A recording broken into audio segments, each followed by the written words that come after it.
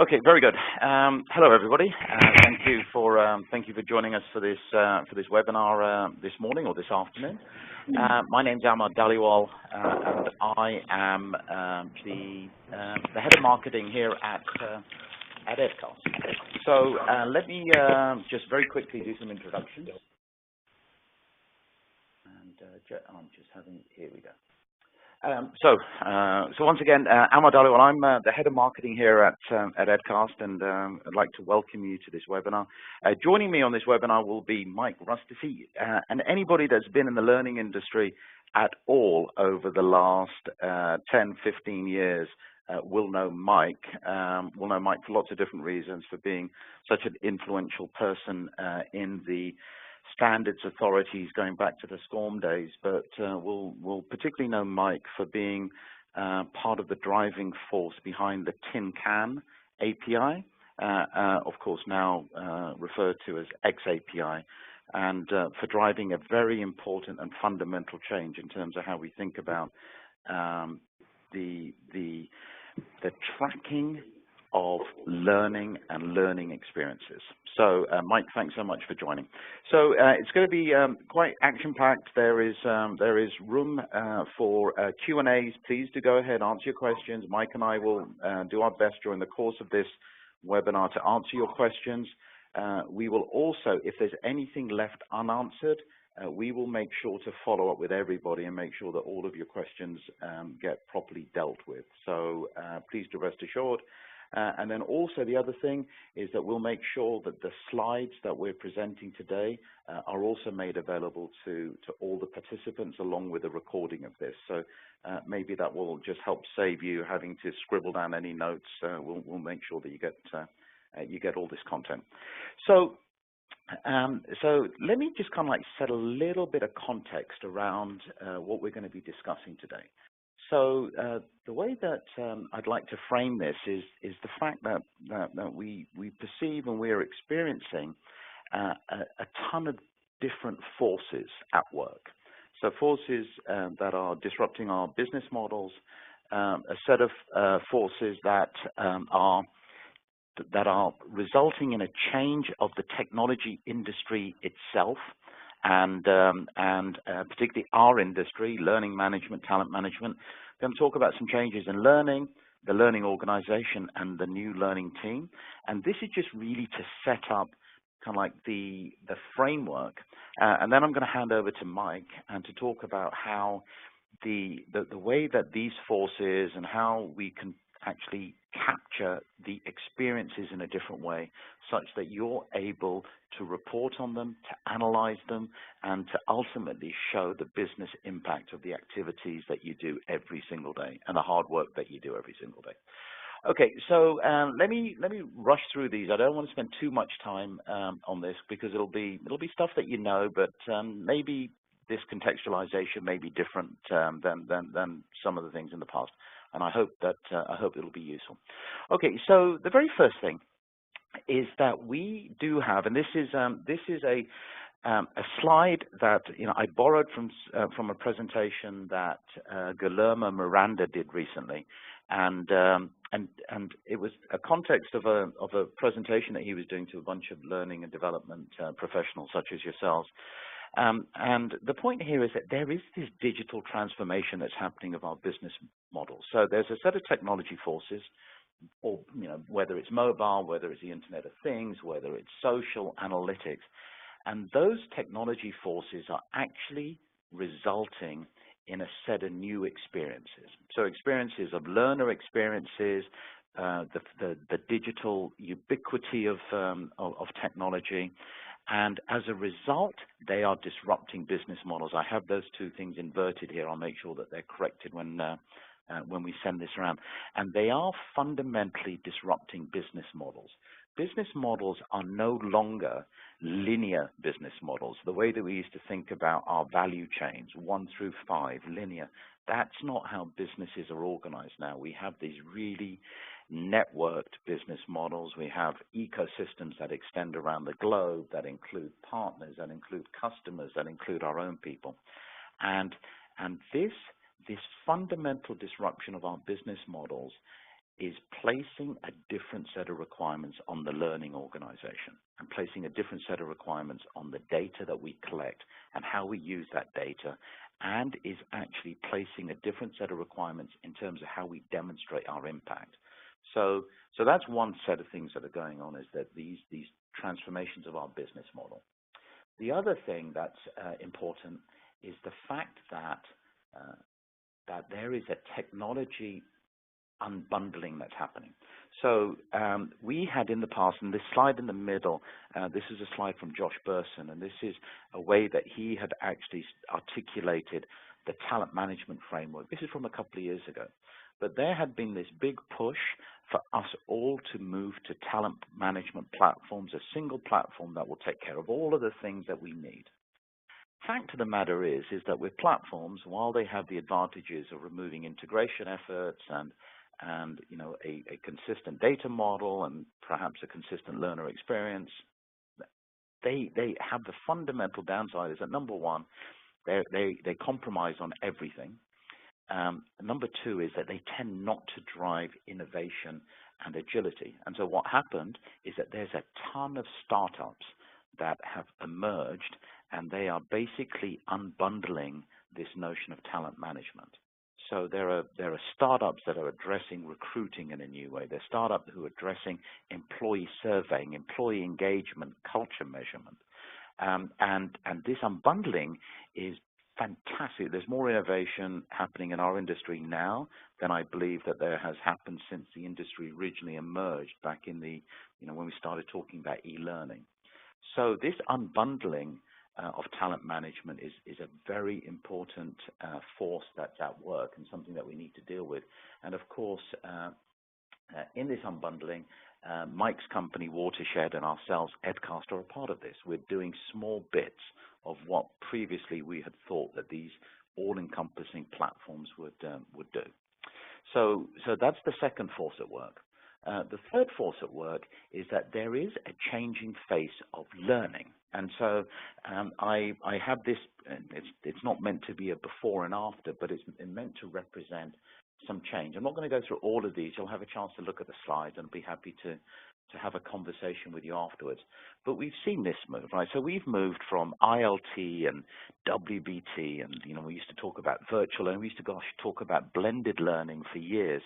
I believe that we've moved away from that to really learning that is designed and required to be micro. It's daily, it's contextual, it's memorable. We moved away from this notion of assignments. I know that we still have to assign formal learning, but the words now, I think that assigning versus targeting is very different. We need to be able to target the right piece of content to the right person at the right time. It has to be personalized, this notion of flipping the model that we're going to be talking about. And of course, in order to make that happen, you need the data. You need the data to be able to understand how you target something. And of course, Mike will be talking about that. Content is king to context is king. I've stopped believing that content is king. We spent so long talking about it. Right now, I think that context is the aspiration that we need to have. Understand the context of the learner, use that contextual information to find and target the right piece of content. This one here, as I said, I'm jumping. I'm not going to go through each of these. I'd be happy to offline when you get a copy of the deck. If you'd like to kind of get the talk track, I'm quite happy to. We're moving away from the notion that the company used to identify who the experts are in an organization to where the community knows who the experts are. And the community identifies them, the community recognizes their influence, the community engages with them. And that's an important change in the fabric of learning. I also think that this is an important thing, is that we've always thought about learning as being this very academic thing and pedagogies and all this type of stuff. I think that move from an academic mindset of learning and training to really a mindset that says, let's focus on the learner's journey. Let's be learner-centric, learner-driven. And if we obsess about that, good things will happen. So that is an important change that I believe has happened, and I'm happy that it has. The move from the notion of just the guide on the side to the emergence of learning bots and virtual learning assistants, this is something that we are now just starting to scratch the surface of. But I would encourage you to just look at some of the research that's being done here and some of the things that are going on. We ourselves are investing very heavily in the notion of learning bots that can live inside Slack, that can live inside Facebook at work, that can live on your phone in the same way that Siri does. So that's a change. And then last but not least, I wanted to say this, is that the importance that we have always relied upon for learning management systems, the importance of certification, compliance, validation, that does not go away. And learning management systems don't go away. I just believe that there's a much broader set of activities and technologies that we can bring to play. And I say that with all due respect to learning management systems. I spent 20 years building them, first at Think and then at Startup. So that the importance of certification and compliance remains. So we've had this change in learning. I also believe that this results in a fundamental change in us thinking about the learner experience. So this is the fact of the matter, is that if you look at the learner experiences in most organizations today, is that there's very low levels of engagement. There's amazingly low levels of satisfaction with the learning management system. That's a negative 34% net promoter score there from that survey that was conducted last summer. Your learners are overwhelmed with content. Most of the content is monolithic. Most of the content was not designed for mobile devices, which is like your premier consumption point now, and they were only inherently kind of like just marginally collaborative. But they weren't meant to solve the problem that we're now trying to address. Learning management systems were designed to take care of certification and compliance.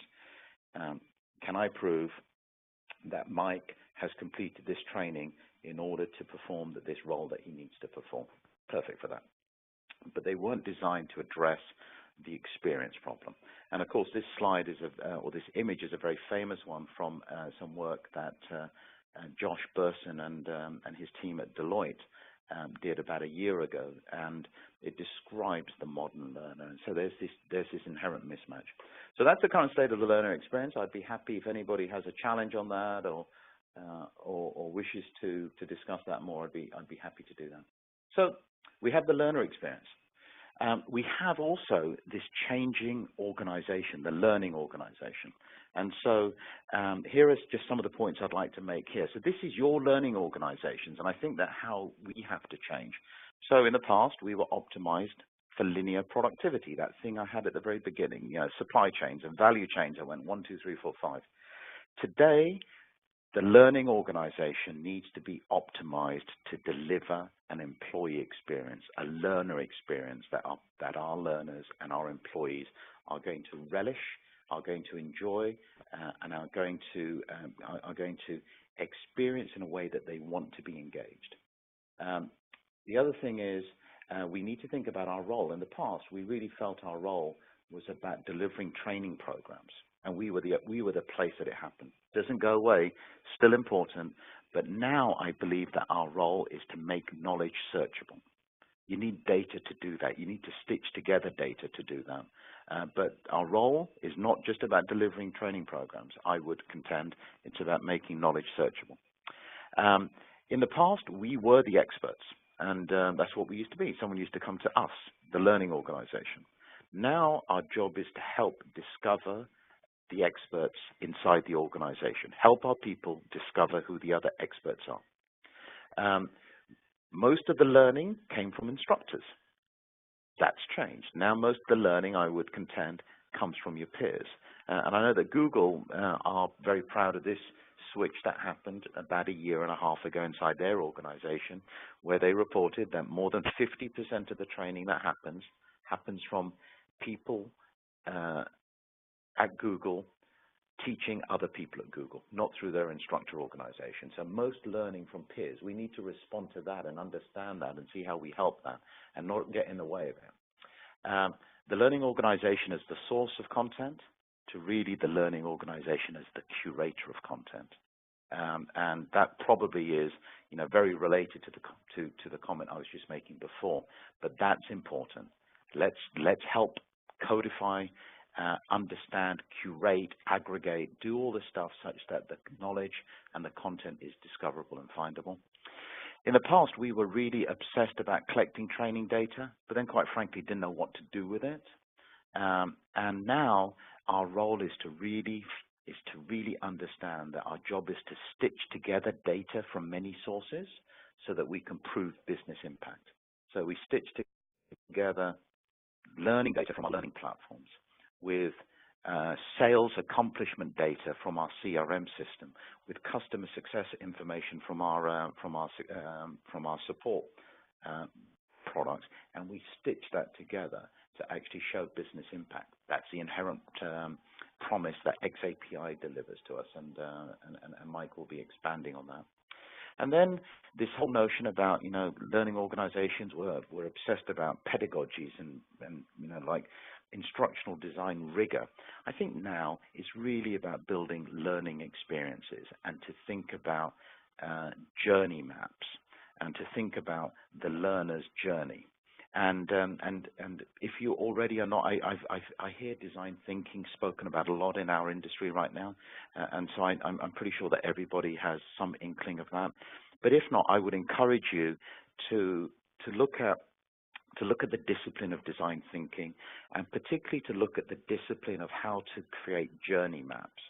And then to think about if you were to create a journey map that said a day in the life of one of my employees, and to look at the day, maybe you say a day in the life of a customer support person at my company, and you think about their day and the moments when they need knowledge and learning, and you map that journey to the type of tools and technologies that you're putting into place and you have in place.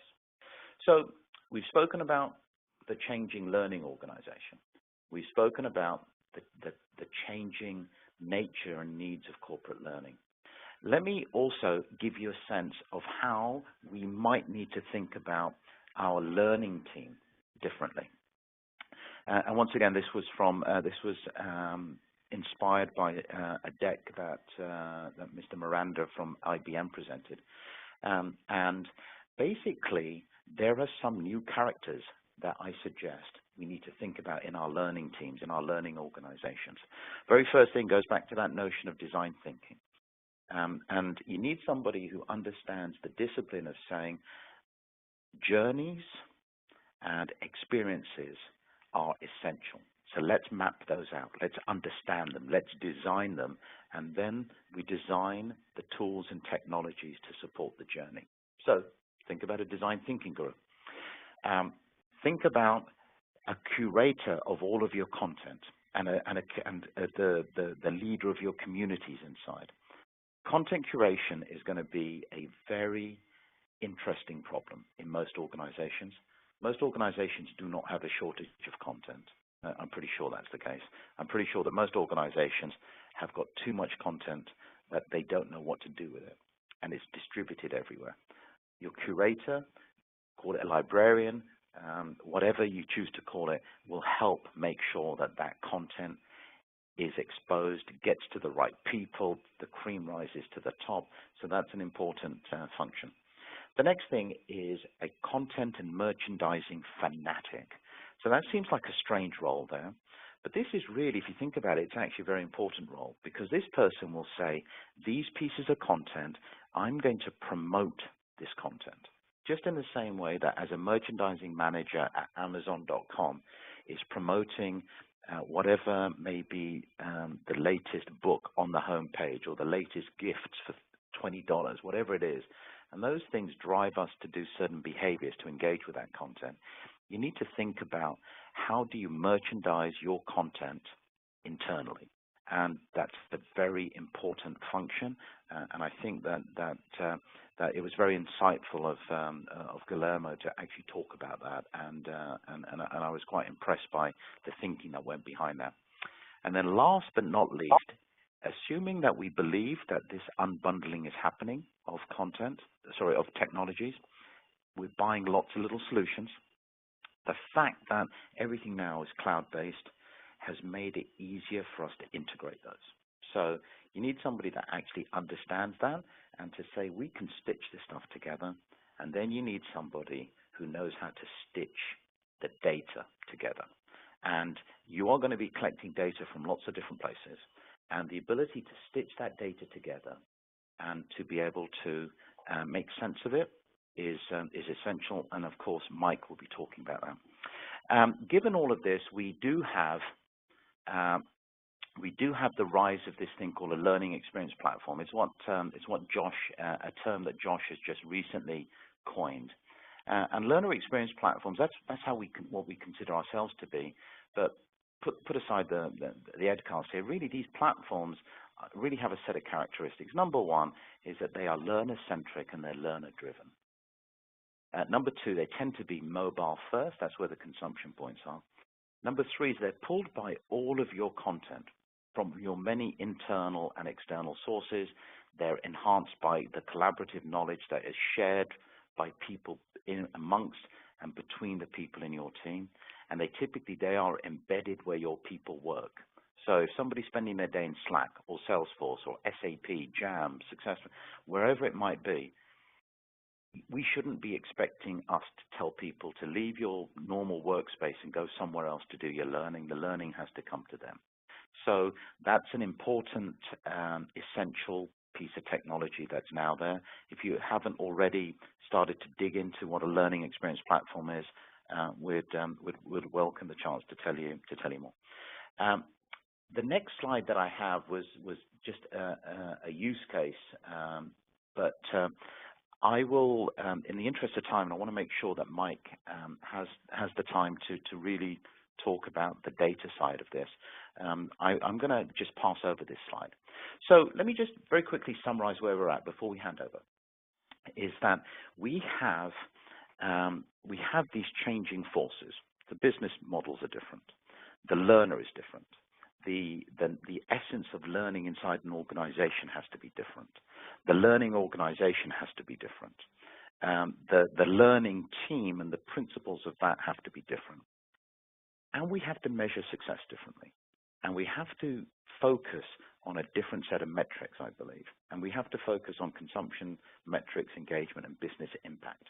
And that business impact, that is really how we get to making sense of all of this data and to be able to use it for analytics purposes, to use it for personalization purposes.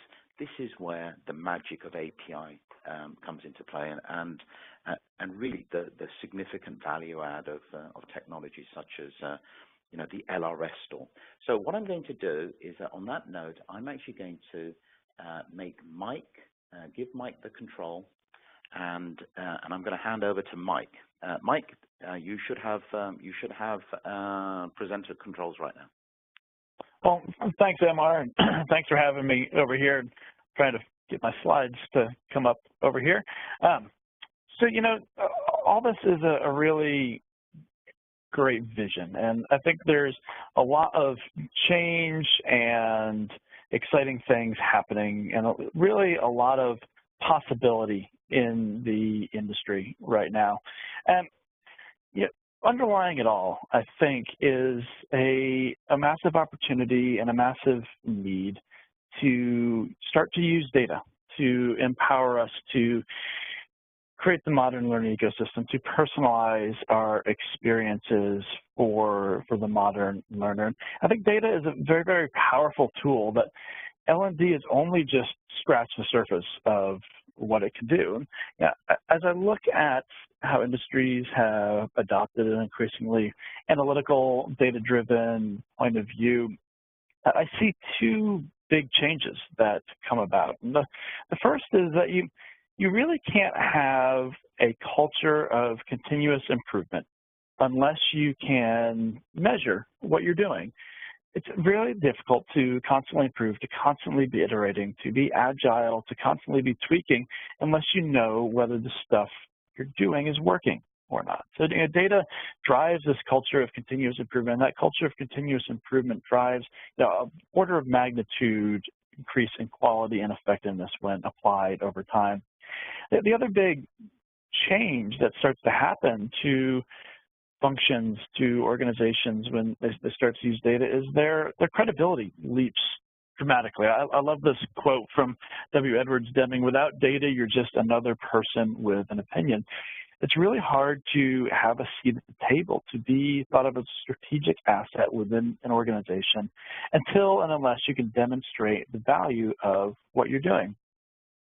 And I take a step back and think about the fact that we live in an increasingly knowledge-based economy where everybody agrees that talent is now our most precious asset.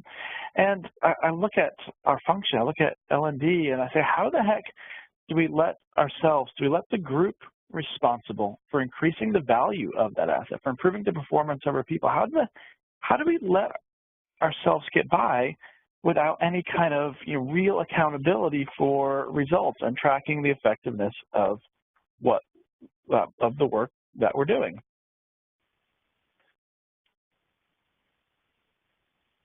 There it goes.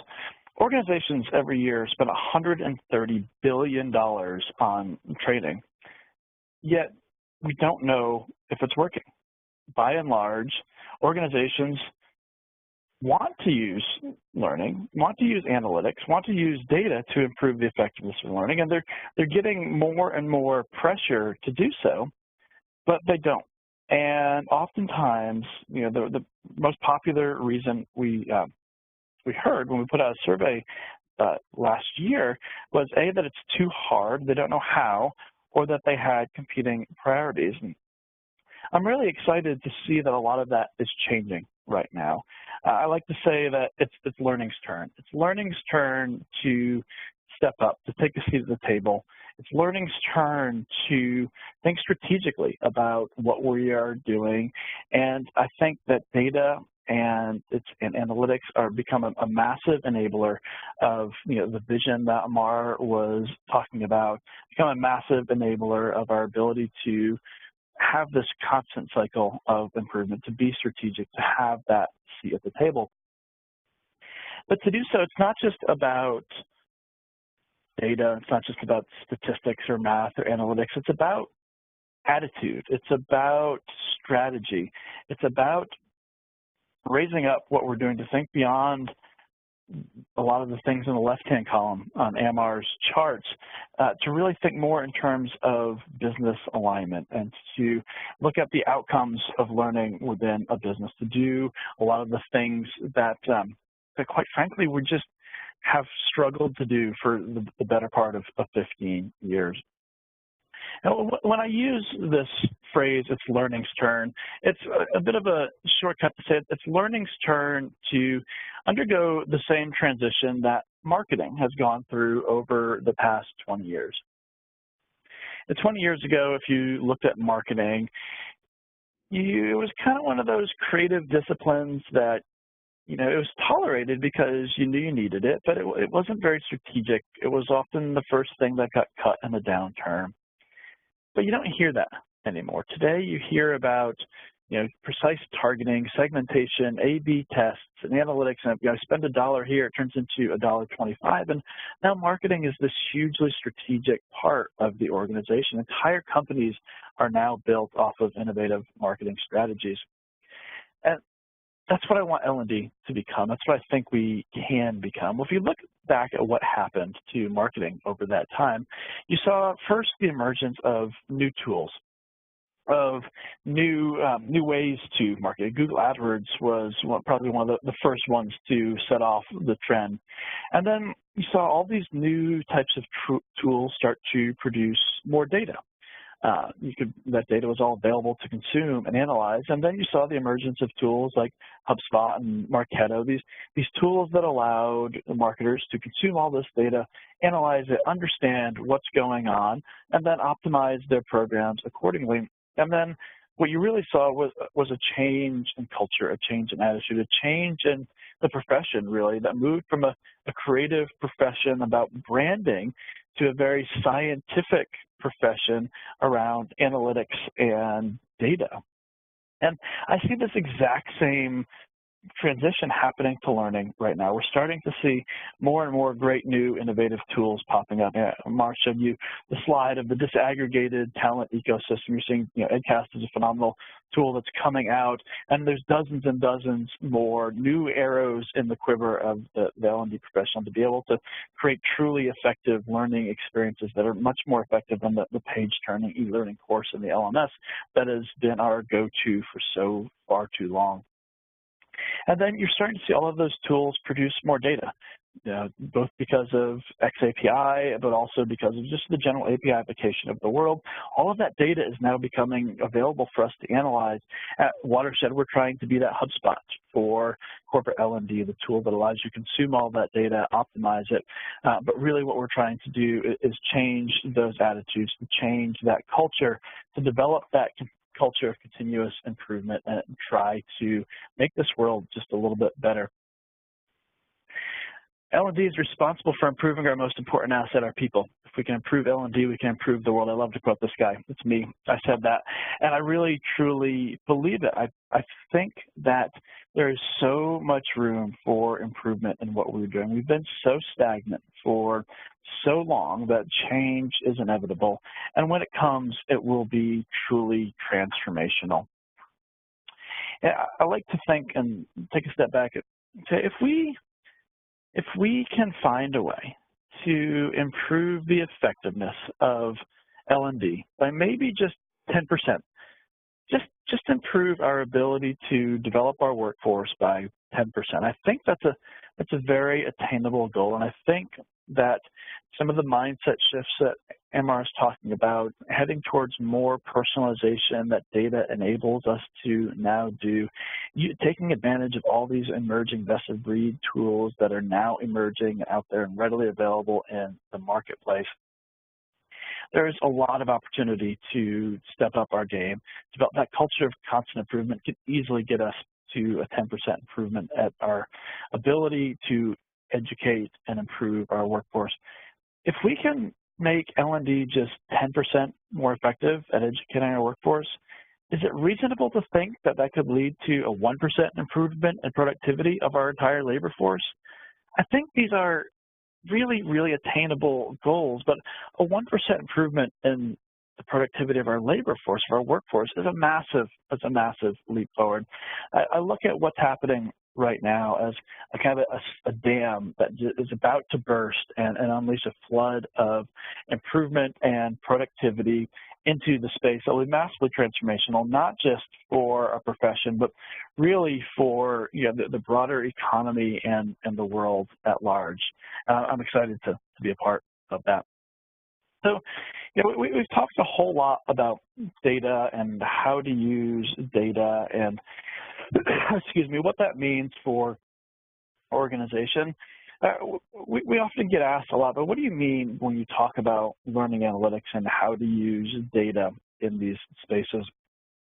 So I want to take just a couple minutes to kind of present a little bit of a categorization of what we mean when we're talking about learning analytics, with the intent of shedding some light, to have a common vocabulary, a common way of talking about these fields, and to give a sense of not only what's possible in the most theoretical and best sense, but what's also practical today that adds a whole lot of value. I start off with talking about the levels of complexity within analytics. And there's essentially four categories, four levels of the complexity that build upon one another. You need to start on the left and work your way up over to the right.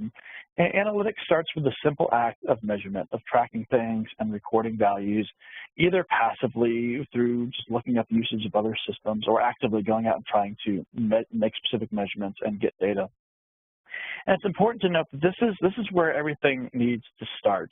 We can't jump right into doing super sophisticated advanced analytics without starting to get good data and making sure that we have a solid foundation to build upon. The next step, the next level within analytics starts to become evaluation, the process of trying to make meaning from the data that we've measured in the prior step. We're trying to figure out, does this mean something good or something bad? Often this is called descriptive analytics in the more technical term. Descriptive analytics talks about, here is what happens. and then we try to figure out, do we like what happened or not? And often this is where most analytics stops, and quite frankly, there's tons of value that happens just from the simple act of measuring and evaluating and starting to look at what's going on and the results, the impacts that we're having. From there, we move on to advanced evaluation, where we get into a little bit more complicated math. You're starting to get into correlations and regression analysis and more statistical concepts. You can start to get into some artificial intelligence, machine learning type stuff in here. And often with this level of analytics, we're trying to understand why something happened. Not just what happened, but why did it happen? What caused something to happen? And that can be a really powerful tool, especially when you're looking for what caused success or what caused failure. And then at the highest level, you get into predictive and prescriptive analytics.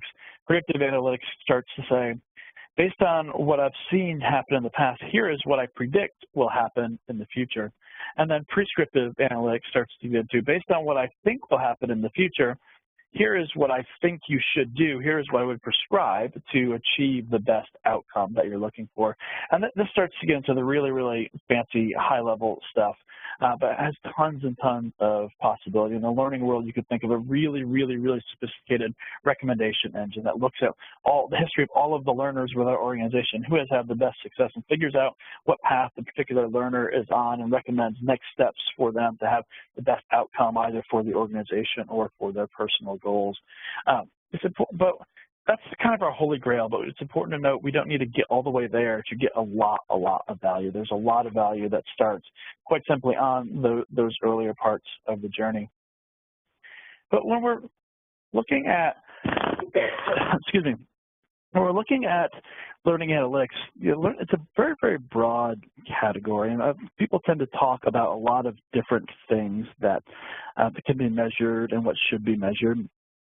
So I like to break them down into 3 different categories, and it starts with what I call learning experience analytics, where we're trying to understand what is happening with the learning experiences we are providing, the learning activities that we are providing. We want to try to go see what's being used, what's the most popular, what are people searching for, how long are people spending. Let's do some question item analysis. And this is often used to kind of maximize the effectiveness of those resources or to spot specific problems. The next separate category of learning analytics is learner analytics, where we want to understand a learner or a group of people. And this is often where you get into things like skill gaps and competencies and compliance, and really you're trying to kind of assess organizational readiness and have an understanding of the individual people that are involved. And each of these can be done on their own and separately, and there's tons of value to each of these separate categories depending on what you're trying to do in your program. But the kind of the holy grail that we get to is the third category of learning program analytics, where a learning program I define as a set of learning experiences that we have delivered to a group of learners with the hope of achieving an organizational outcome. And learning program analytics is starting to ask the question, did we achieve that outcome? Did we impact the business? What was that overall impact on the business? And again, these things need to build on each other. To get to that learning program analytics, you need to have solid learning experience analytics and solid learner analytics. And you have to start working your way up. And each of those steps along the way starts to provide a ton of value. I think on one of Amar's last slides, you used the terms consumption. So you can think of learning experience. Engagement is related to learners, and business impact is, again, that overall learning program that we're looking at. Amar mentioned that a lot of this is enabled by the shift in technology coming from xAPI, from TIDCAN API, and that is something that I very much agree with and see happening. I wanted to throw this slide up. It's very quick, from a company called Web Courseworks, who put out this e-learning predictions hype curve, very similar to the Gartner hype curve that you've seen out there. And if you look kind of on the beginning of the upslope, in the middle there you see xAPI starting to head out of the trough of disillusionment, to head out of the place where things are hard and difficult, and into the slope of enlightenment, where you're starting to see the really true, useful business outcomes being achieved and shared with the world. And I very much agree with this. I've been obviously very close to the deployment of xAPI over the last 3 or 4 years, and over the period about 2014, 2015, maybe early 2016, you heard a lot of early demonstrations, proof of concepts of this technology starting to come out and be beholden. But in 2017, you're going to start hearing about the serious enterprise-wide deployments that are making this concept a reality. And to me, this is really exciting. I like to talk about how standards, the way our products work together, define and confine an industry. And in L&D, we've been operating on a technical standard called SCORM that was created in the year 2000. We've been confined by now 17-year-old technology, and as those confines are removed, it becomes, almost this dam bursting, to use analogies a few minutes ago, this huge wave of innovation and disruption. You saw it on Amar's slide of all of the great new best-of-breed companies that are starting to emerge to generate a really robust new learning and talent ecosystem. So getting started with using data, but we like to have a kind of a 6-step process over here. It starts with simply gathering all of your data, making sure to collect it all in a common format in a central location. And here I like to talk about friction. When a lot of people like to say, well, we've been able to use all this data for years. And I ask them the question, but did you? And the answer is almost always no. And the reason has been it's been too hard. It's been too hard. There's been too much friction to gather data manually from a dozen different places, put it into a data warehouse, and have the guy in IT write a query for you and give access, which takes 2 weeks, and you get it back, and it's not the right thing. All this friction makes it really hard. And what's going on right now is that the friction is being removed from all of that access, which makes it a much smoother process and encourages us all to do it a whole lot more. But that first step simply starts with gathering all of your data, getting into a common format, a central location, and making sure that you have access to it. The next step is to start to get to know your data, understanding what you have. It's reliable. Where are there holes in the data? What are your current baselines of things? And, a big quick win that a lot of people then get out of in this area is to operationalize your data and find ways to automate your way out of Excel hell. I talk to so many different organizations that are spending so much time. They have people who spend 2, 3, 4, 5, 10 days a month just monkeying around in Excel trying to get the data that they need. And as soon as you start down this journey, you can start to find that there are tons of ways to automate those processes and really save a whole lot of time. And step 4 is when you start to understand not just what's happening, but why it's happening. Let's start to explore the data, form some questions, and go down and see if your data can answer them. The exciting part about this is that oftentimes the best answer to a question is a whole other series of questions, and you really start to understand all that you don't know as you start to dive into your data. And then really where you start to get into the higher levels of analytics is where you start to experiment with your data, where you start to design new learning programs with a measurement and evaluation strategy in mind, set up well-controlled experiments to validate hypotheses. And this is where you can start to go learn a whole lot and try to get just a little bit better each time as you're able to put a program out there, see which part of it's worked, which part didn't work, and apply those lessons learned to the next programs that you're developing. And, final step is the most fun one, starting to show off your data. We've long known that learning is vital, and now we can prove it.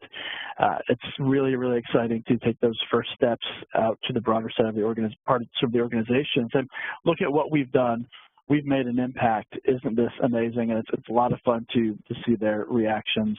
And we've been really, really thrilled with some of the quotes that we've gotten from some of our customers and relationships in particular, where they, one of my favorite was, these are the types of metric we crawl through cut glass to get to in other parts of the organization.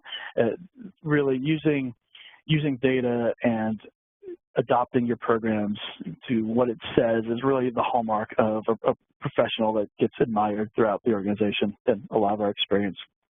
So from our perspective with Watershed, we're really excited to be partnering with EdCast and the rest of the new learning ecosystem to bring this vision to life. I think we are on the cusp of a huge shift towards personalization and a much broader role for L&D within the ecosystem. And so we're super excited to see that happen, and appreciate the opportunity to be a part of this webinar with Amar. I'm going to turn control back now over to Amar, who will wrap us up here.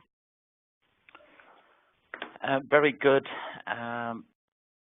Thank you, Mike. Always brilliant and always insightful. And I, for one, grateful for everything that you and the team there have done for our industry over many years. And I can just see the impact accelerating. So thank you. So there are some questions in the Q&A there, Mike. I've done my best to answer some of them and keep up to date with them, but maybe we can get a chance to go through a couple of these. Maybe I'm just going to pick one. There is a question there from Alfredo. Alfredo, thanks for joining. There was a question here, Mike, about saying, how do we actually address the challenge to link learning analytics to business analytics? I think that you've started to address that towards the end of your presentation there, but is there a quick response you can just give to Alfredo in terms of how to make the linkage? I think it's, in some ways, I think that's the barrier that many people in our profession have, which is we could probably collect the learning data, but how do we connect it to the business data? Could you maybe give an example? Yeah, absolutely. So there's two sides of that question. The first is the challenge of getting access to that data, which is oftentimes the hardest challenge for a lot of folks in L&D to simply get IT or the rest of the organization to cooperate. And unfortunately, I don't have good answers for internal politics. If I did, I'd be a lot richer man.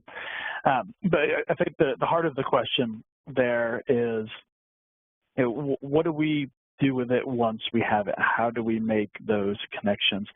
And I can give a few examples of how others have done it, but the ideal way is to be very scientific about it and design it into the program from the very beginning in kind of a controlled scientific experiment. You've got, in the ideal sense, you've got a control population of people who aren't having a learning intervention versus an experimental population of people who are having a learning intervention. And in a very ideal scenario, these have been randomly assigned, much as you would like a clinical trial for a drug, and then you're able to isolate any changes in business impact down to the presence or absence of the learning intervention.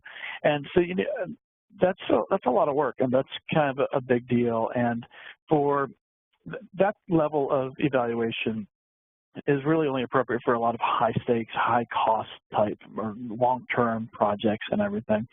An example of one organization that's one of my favorite examples, and it's been around in public for 3 years now. It came from AT&T, who was looking at their compliance training and whether or not it was around ethics and whether or not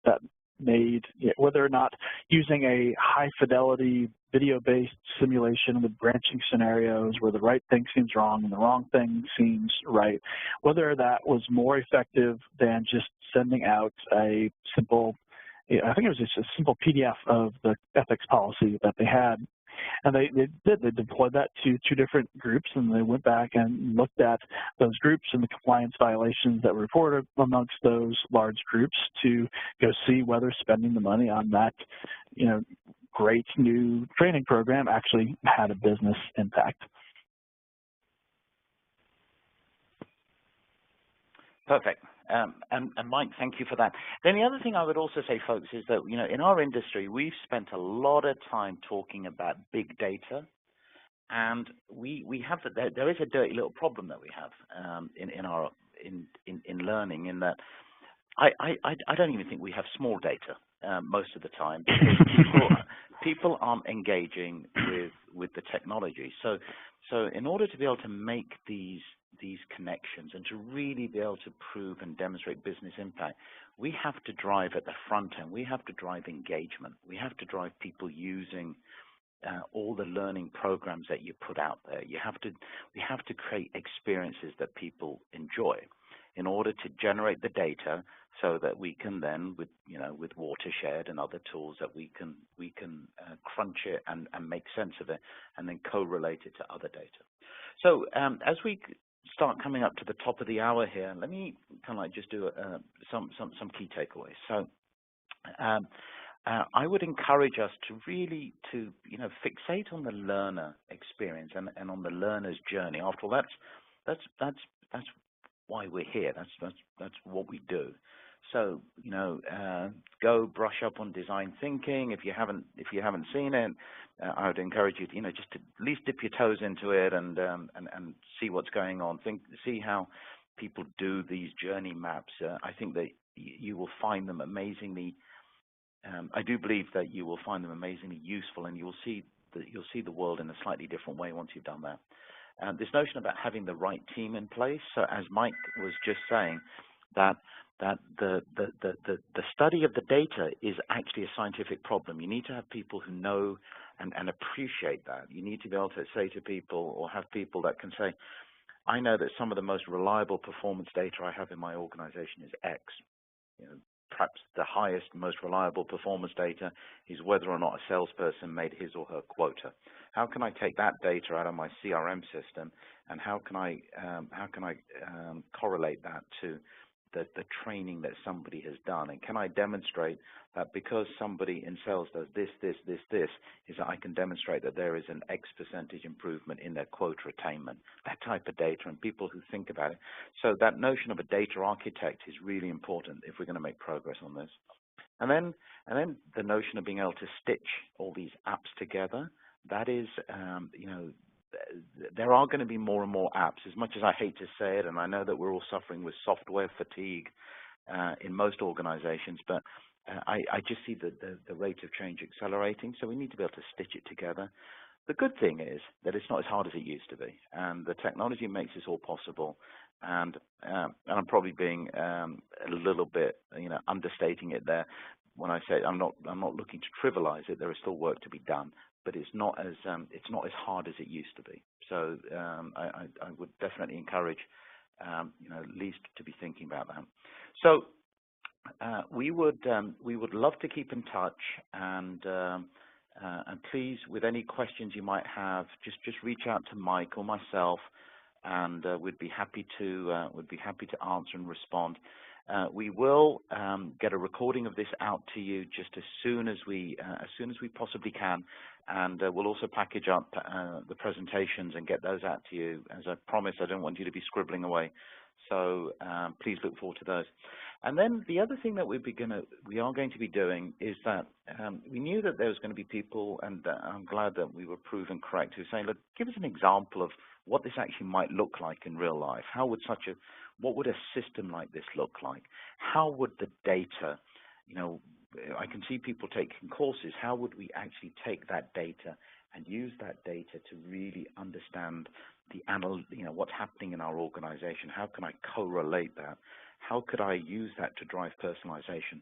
So what we will be doing is that in this follow-up is that we'll also be inviting you to a brief demo, for those of you who might be interested, to actually see such a system in play. And we're obviously going to be showing you how the Watershed LRS and how EdCast together, we'll use that as a demo to give you a glimpse in terms of the potential. And so on that, I think that what I'm going to do, Jeff, unless you have anything else, I think that what we'll do, and thank Mike and team again, and just wish everybody an enjoyable rest of their days, and we look forward to being in touch. Thank you.